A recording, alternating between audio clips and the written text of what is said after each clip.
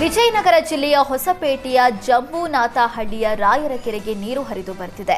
ಕೆರೆಯ ಸುತ್ತಮುತ್ತ ಬೆಳೆದಿದ್ದ ಬೆಳೆಗಳು ಹಾನಿಯಾಗಿದ್ದು ರೈತರು ಸಂಕಷ್ಟ ಪಡುವಂತಾಗಿದೆ. ಹೊಸಪೇಟೆ, ಸಂಡೂರು, ಬಳ್ಳಾರಿ ತಾಲೂಕಿನ ಕೆಲವೆಡೆ ಮಳೆ ಹೆಚ್ಚಾಗಿದೆ. ರಾಯಚೂರಿನಲ್ಲಿ ಭಾರೀ ಮಳೆಯಿಂದ ನೂರಾರು ಅವಾಂತರ ಸೃಷ್ಟಿಯಾಗಿದೆ. ಮಳೆಗೆ ಹಳ್ಳ ತುಂಬಿ ಹರಿತಾ ಇದ್ದು ಸಾರಿಗೆ ಸಂಪರ್ಕ ಕಡಿತವಾಗಿದೆ. ಮಾನ್ವಿ ತಾಲೂಕಿನ ಅಡವಿಖಾನಾಪುರ ಹೊರಭಾಗದ ಹಳ್ಳ ತುಂಬಿದ್ದು ಹರಿದು ಹಿನ್ನೆಲೆ ಆಟೋ, ಬೈಕ್ ಸವಾರರು ಪರದಾಡುವಂತಾಯಿತು.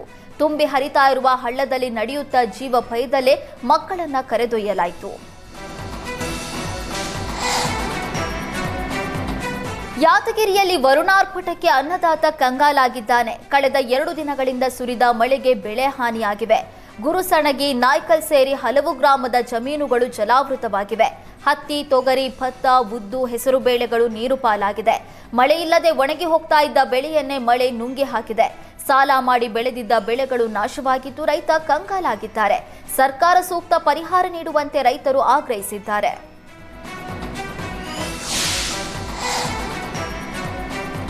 ಸಿಎಂ ಸಿದ್ದರಾಮಯ್ಯ ಹಾಗೂ ಡಿಸಿಎಂ ಡಿಕೆ ಶಿವಕುಮಾರ್ ಕಬಿನಿ ಜಲಾಶಯಕ್ಕೆ ಬಾಗಿನ ಸಮರ್ಪಣೆ ಮಾಡಿದ್ದಾರೆ.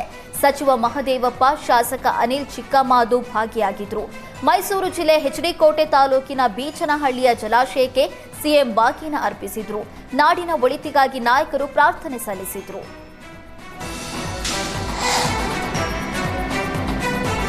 ಗದಗ ಜಿಲ್ಲೆ ನರಗುಂದ ಪಟ್ಟಣದಲ್ಲಿ ಐಷಾರಾಮಿ ಕಾರಿನಲ್ಲಿ ಬಂದು 4 ಮೇಕೆಗಳನ್ನು ಕದ್ದೊಯ್ಯಲಾಗಿದೆ. ಇಮಾಮ್ ಹುಸೇನ್ ಎಂಬುವರು ಹೈದರಾಬಾದ್ನಿಂದ ತಂದಿದ್ದ 4 ಮೇಕೆಗಳನ್ನು ಕದ್ದು ಪರಾರಿಯಾಗಿದ್ದಾರೆ. 1 ಲಕ್ಷ ಮೌಲ್ಯದ ಮೇಕೆಗಳನ್ನು ಕದಿಯುವ ದೃಶ್ಯ ಸಿಸಿಟಿವಿಯಲ್ಲಿ ಸೆರೆಯಾಗಿದೆ.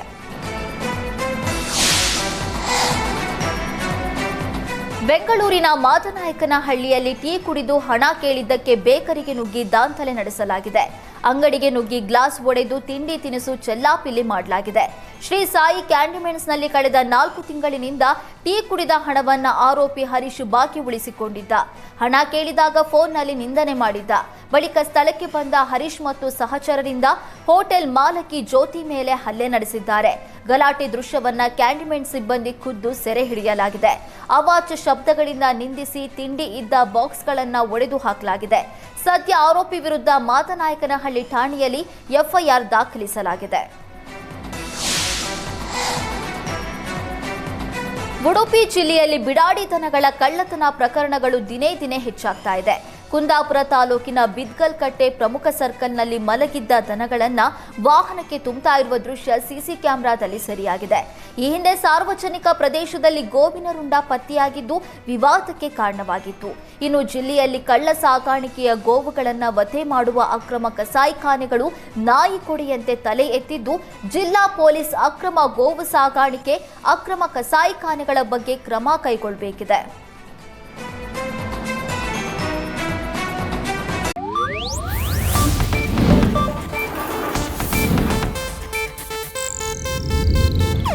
ಇದು ಏಷ್ಯಾನೆಟ್ ನ್ಯೂಸ್ ನೆಟ್ವರ್ಕ್ ಪ್ರಸ್ತುತಿ.